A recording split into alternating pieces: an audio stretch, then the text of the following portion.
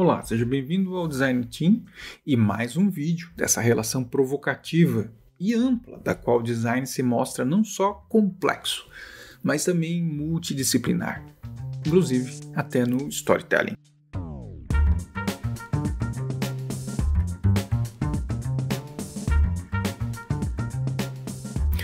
Vamos começar a lista. Desde quando eu criei o canal, eu sempre falo: assina, comenta, compartilha. Use esse conteúdo para o seu crescimento, dentro e fora das empresas. E, por favor, aqui, é importante eu falar, visita o site designteam.com.br. Vai lá ver a curadoria dos conteúdos, não só de vídeos, mas de podcasts, entre várias outras coisas que estão por lá. E tá vindo livro aí, tem um monte de coisa interessante. Então, vai lá. Hoje a conversa é longa e eu quero ver se você acompanha o meu raciocínio. Até porque eu tomei um monte de café para tocar essa ideia, escrever esse roteiro. Então, assim, é uma viagem total. A frase "só sei que nada sei" ou "sei uma coisa que eu nada sei", por vezes foi chamado de paradoxo socrático. Sócrates, não jogador, mas o filósofo grego, ele pode ter falado essa frase. Uns dizem que foi, outros dizem que não foi ele, mas ok. Eu prefiro atribuir a ele essa frase, que nos traz uma visão muito importante. Algo relacionado ao nosso tema. O importante é sempre saber o que não pode saber. E para começar a falar do saber, vale saber o que é paradoxo. E que, além de Sócrates, e talvez inspirado pelo seu paradoxo socrático, vários artistas brasileiros usam de paradoxos em suas canções e poesias. Como, por exemplo, Renato Russo, "Eu já estou cheio de me sentir vazio". Gilberto Gil, "A novidade que seria um sonho, o milagre risonho da sereia, virava um pesadelo tão medonho". Esse é louco. E também o grande poeta Vinícius de Moraes, "Sendo a sua liberdade, era a sua escravidão". E eu não vou deixar de falar de Carlos Drummond de Andrade, "Estou cego e vejo, arranco os olhos e vejo". Todas essas frases, pedaços de canções e poesias, elas trazem essa visão paradoxal e que, para você entender o que eu estou falando, vale então saber o que é paradoxo. E é uma declaração aparentemente verdadeira, mas que leva uma contradição lógica ou que contradiz a intuição comum. E tem vários exemplos de paradoxo em figuras de linguagem, como "o nada é tudo", "eu estou cheio de me sentir vazio", "o silêncio é o melhor discurso". Com certeza, hoje isso encaixa muito bem.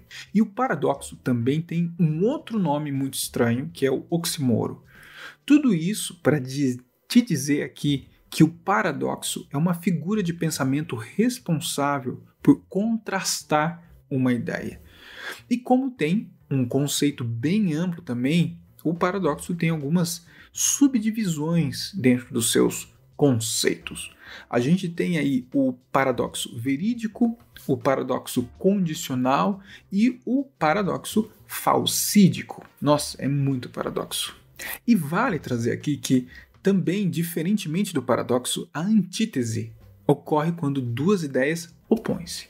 Eu vi tudo isso na aula de filosofia e psicologia na faculdade. Era uma das minhas disciplinas preferidas, assim, eu viajava total estudando isso. Então, até por isso que eu estou trazendo isso também, que acho que vale a pena, falar um pouquinho sobre isso. E dentro das divisões de paradoxos, eu falei do paradoxo verídico, que ele geralmente ele acontece fundamentando um raciocínio lógico que conduz a resultados incertos. É um tipo de paradoxo muito utilizado pelas ciências exatas, psicologia, filosofia e física. Então dá para ter uma ideia do poder desse paradoxo aí quando a gente entra nessa discussão.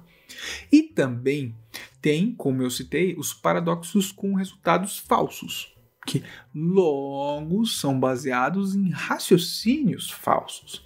Desse tipo de paradoxo, um dos mais famosos é o paradoxo de Epimenides, que foi um poeta, ele foi filósofo, ele foi místico grego, com um nome bem estranho, que viveu lá por volta dos 600 a.C. Esse paradoxo trata de um paradoxo em que qualquer resposta que for estabelecida, ela vai estar falsa ou incorreta. Porque Epimenides estabeleceu uma ligação entre as informações que nunca vão levar a nenhuma resposta exata, o que nos mostra que estamos vivendo provavelmente dentro de um paradoxo de Epimenides eterno hoje em dia aqui no Brasil. Talvez. Quando a gente fala sobre construções paradoxais, pensamos sobre que tudo isso depende da relação causa e consequência contínua. Ou seja, a resolução de um fato sempre vai levar a outro problema, que vai demandar uma solução. E assim, continuamente, sem parar. Isso até parece muito com o seu dia a dia como designer. Relações contínuas que sempre, ao encontrar um problema, vai levar para uma resolução, que pode levar para outro problema e depois para outra solução. Vida de designers são eternos paradoxos, né? Bem, um exemplo desse tipo é outro paradoxo que eu vou falar mais para frente, que é o de Fermi. Eu falo depois. E todo esse papo de paradoxo me faz lembrar sobre, inclusive, o paradoxo da escolha. E aí, saindo do design e indo numa pegada de que realmente a Terra é redonda, fica aqui o recado, e que não somos o centro do universo, fica aqui outro recado, acho que vale falar sobre, então, o paradoxo de Fermi, que eu tinha comentado, que surgiu quando Enrico Fermi e outros cientistas debatiam numa mesa sobre a possibilidade de existir vida fora da Terra. Então, o Fermi perguntou, onde está todo mundo? Isso foi questionado por ele em 1950. E aí, se a gente parar para pensar em conta que somente em nossa galáxia tem bilhões de outros sóis e que no universo existem bilhões de galáxias, a possibilidade de que exista vida em outros planetas é estatisticamente alta. Ao longo dos anos do paradoxo de Fermi, muitos cientistas debateram sobre a possibilidade de existir vida fora da Terra. E para mim isso é uma esperança. Tomara, e se tiver, podem me pegar, eu, a Sandra e os 7 gatos, tá? Por favor. Mas voltando, existem diversas tentativas da solução para o paradoxo do Fermi, ou seja, respostas sobre o motivo pelo qual a gente nunca foi capaz de nos comunicarmos com qualquer civilização alienígena ou ainda identificar sinais de vida em outros planetas. Dá até uma tristeza no coração essa falta de contato, né? Algumas hipóteses que buscam explicar esse paradoxo de Fermi levam em conta o fato de que, apesar de as chances de ocorrer vida no universo serem muito altas, a maioria dos planetas habitáveis que apresentam características similares às do nosso planeta, do planeta Terra, ainda não foi formada. Ou seja, quando possivelmente novas civilizações surgirem, pode ser que a nossa raça, nossa existência, a nossa espécie nem exista mais. Inclusive, outras hipóteses sugerem que sequer tem um paradoxo nessa história aí, porque só nós existimos. Nossa, já pensou? Que triste, né? Viagem total, né? Eu até pensei esses dias em criar um canal nerd para falar de quadrinhos, livros, filmes ou séries, mas daí eu pensei em criar, vai dar muito trabalho, então eu pensei em criar uma série aqui no Design Team sobre isso, um programa. O que vocês acham? Para dar uma relaxada só de conteúdo de design ou relacionar, né? Trazer uma visão de design com essas coisas nerds que tem aqui. Mas me diz aí nos comentários, o que você acha dessa ideia? Estou pensando nisso no próximo ano, assim, para inventar uma moda, porque a gente não fica inventando moda aqui no Design Team, né? Então, me diz sua opinião. Vamos ver o que rola. Mas voltando pro fio. Para dentro dessa discussão sobre paradoxos e vida extraterrestre, as hipóteses existem para debater e levar para uma visão de validação dos paradoxos. Até etimologicamente falando, vale aqui trazer que a palavra hipótese é a soma dos termos gregos hipo, que significa de baixo, e tesis, tese, né? Onde o significado nessa língua era atribuído ao que ficava como base ou princípio de sustentação das leis. E nisso, hipótese significa uma suposição de algo que pode ou não ser real, que seja possível de ser verificado, a partir da qual se chega numa conclusão. A palavra hipótese também é usada como sinônimo de especulação, chance ou possibilidade de alguma coisa acontecer. Olha que legal. Eu gosto sempre de pegar os significados e etimologias para me lembrar sempre do que a gente está falando. Porque ali no nosso dia a dia, na loucura, é muito fácil a gente se distanciar dos reais significados numa prática que pode levar até uma possível banalização da importância do termo e da existência dele e da prática relacionada. Por isso, o estudo constante e base profundo nos dá essa profundidade a longo prazo de atuação, e não só num modismo de profissão que é legal de ter ou ser. No universo de pesquisas científicas e acadêmicas, por exemplo, uma hipótese corresponde a uma possibilidade de explicação sobre alguma determinada causa de estudo, e isso é muito importante. Um objeto de pesquisa pode ter diversas hipóteses diferentes, sendo aí de responsabilidade do pesquisador pôr em práticas experiências e outros métodos de comprovação para descobrir quais hipóteses são mais prováveis ou verdadeiras, refutar ou não uma hipótese. É muito importante pensar que para elaborar uma hipótese de trabalho, primeiro é preciso delimitar o objeto de estudo e reunir as suposições existentes como resposta para a pesquisa. E depois de reunir todas as hipóteses, é fundamental fazer as corretas experiências de acordo com as metodologias escolhidas, para comprovar ou negar essas hipóteses levantadas. De forma ainda mais simples, uma hipótese científica é uma proposição que especula algo como possibilidade de maneira provisória, até para poder ter algo como ponto de partida de uma investigação que precisa ser feita. A verdade ou refutação da hipótese é determinada graças ao raciocínio e experiência realizada. Por exemplo, na proposição, os cachorros e as sardinhas são peixes. Existe aí uma afirmação falsa e uma verdadeira, sendo que é possível demonstrar que um cachorro é um mamífero e não um peixe. Então, olha aí, consegui uma validação bem simples para mostrar para você, baseado nessa hipótese. E aí, se a hipótese é confirmada, ela se transforma na fundamentação de uma teoria científica. Se ela é negada, refutada, ela se transforma em um contra-argumento. E aí, um exemplo de hipótese, para ficar mais clara aqui a nossa conversa. Vamos pensar assim, eu estou construindo agora. Se utilizar um projetor no ensino de metodologia ou de alguma disciplina, pode fazer com que os alunos aprendam melhor. Essa é a nossa hipótese. E aí o próximo passo, então, é necessário coletar dados para analisar essa hipótese, para entender se realmente ela vai ser refutada ou não. E aí, como dados nessa situação, a gente descobre que as notas obtidas no mesmo exame aplicado em dois grupos, vamos separar em dois grupos, um de controle e o outro experimental, vai servir como base de evidência.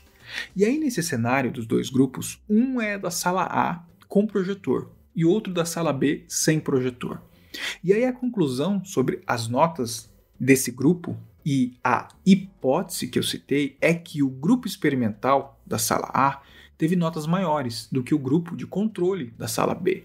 Logo, o projetor fez sim a diferença e a sua hipótese foi validada. Olha aí, é um processo. Está aqui. E claro que nesse aspecto todo sobre hipóteses, existem níveis diferentes de hipóteses que é importante nessa visão científica a gente saber. Existe a hipótese de ocorrência, a empírica, a plausível e a convalidada. Então, se você quer se aprofundar mais nessa visão de hipóteses, vale a pena você estudar. É muito importante você entender que o método científico ele engloba a observação de um fato e que levanta a elaboração de uma pergunta acerca desse fato, com base em uma teoria que precisa ser explicada, e a formulação de uma hipótese consistindo em possíveis respostas testáveis para se conectar com essa pergunta. Muitas vezes o cientista testa sua hipótese por meio de situações experimentais, como forma de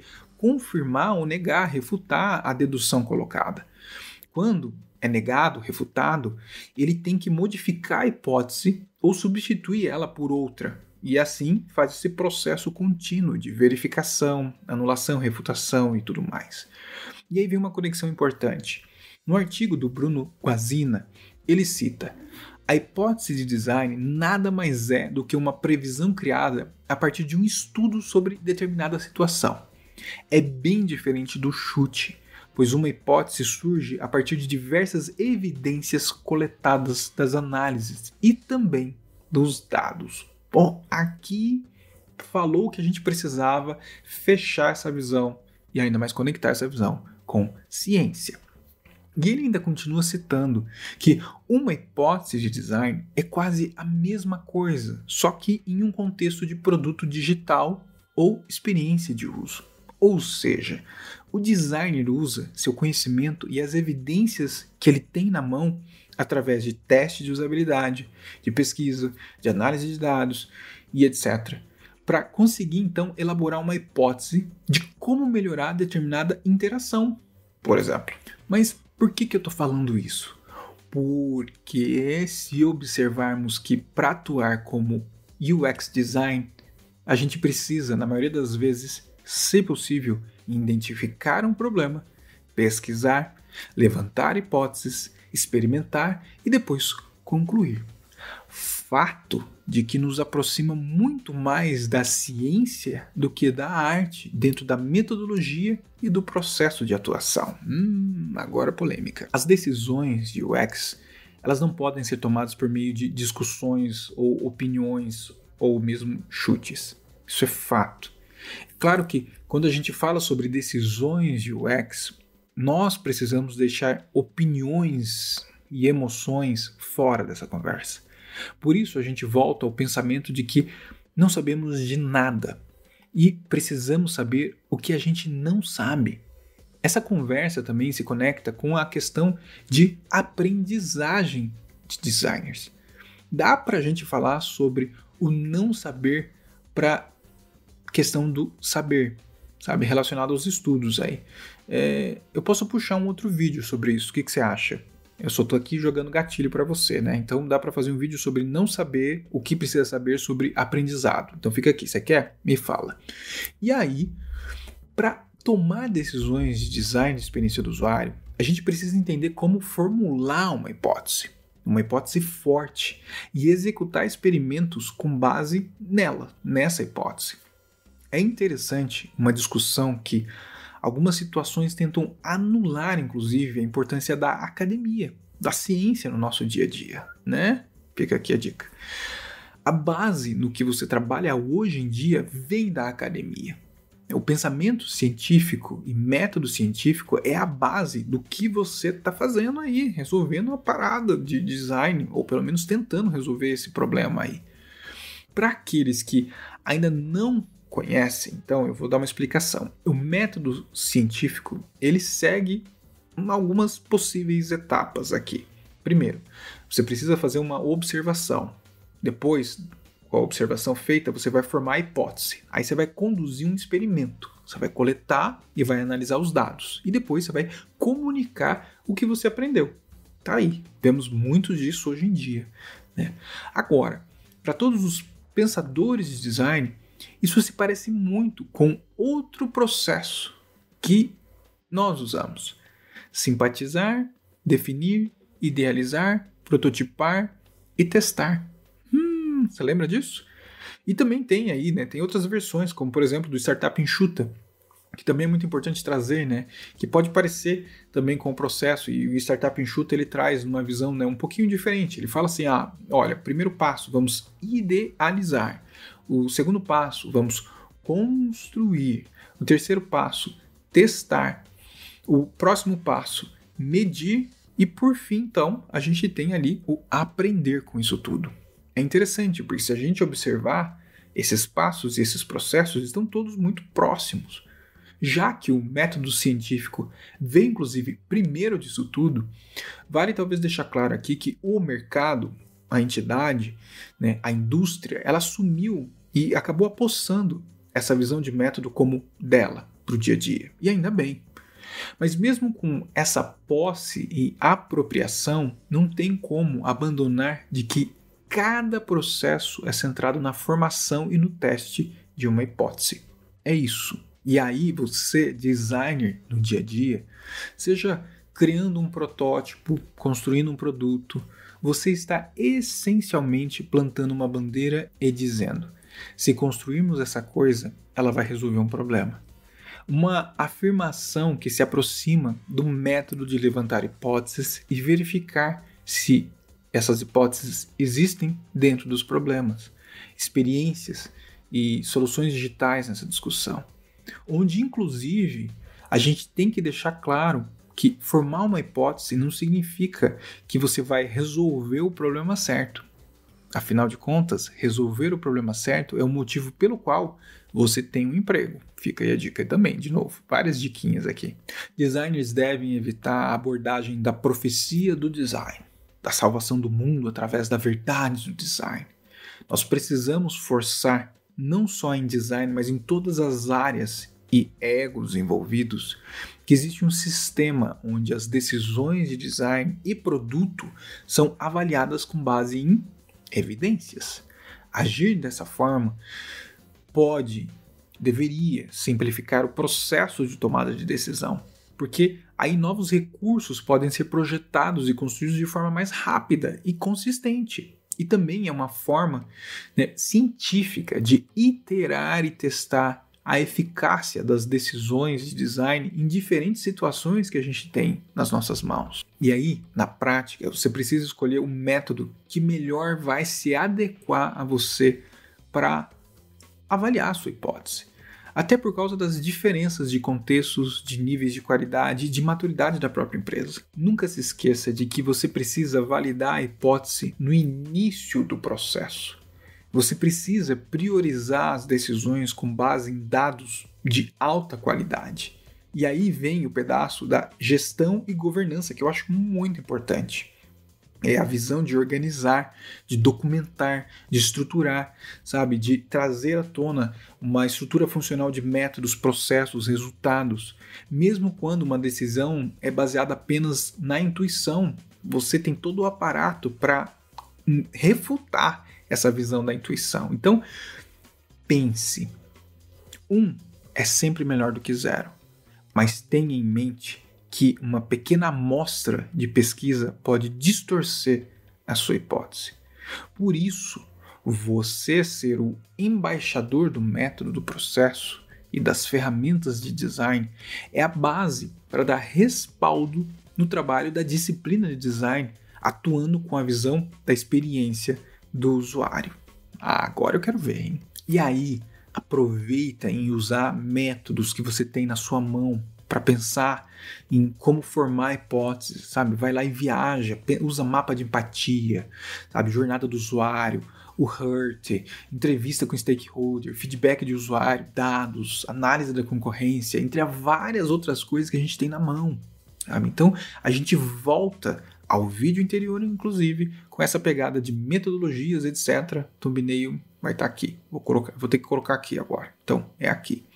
E aí, vamos voltar ao ponto do paradoxo socrático, do Sócrates, o filósofo e não jogador, na frase dele: só sei que nada sei. Eu falo bastante em minhas aulas e palestras que o nosso papel é sermos vozes da consciência.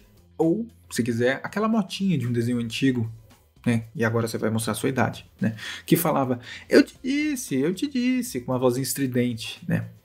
A gente traz como base a nossa estrutura científica para achar respostas que vão diminuir a margem do erro, olhando para o usuário e somando essas evidências para uma convergência com o objetivo de negócios. Não é à toa que o próprio Norman e todos os seus colaboradores na construção dessa disciplina têm muito da academia na visão dos métodos científicos.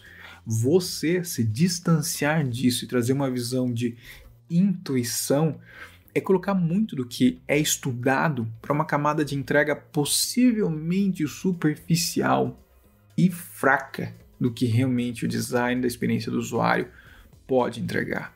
E quando a gente fala do Sócrates, mas agora do jogador que chamava Sócrates Brasileiro Sampaio de Souza Vieira de Oliveira, ele foi um grande jogador, ele foi ativista político, sabe? E num ponto interessante, ele foi médico. Alguém que, além de toda a sua habilidade com futebol, teve um berço de aprendizado numa visão científica médica, onde é fato que os resultados de pesquisas clínicas têm sido muito importantes nessa compreensão do mecanismo de uma doença, como a gente está conhecendo e vivendo.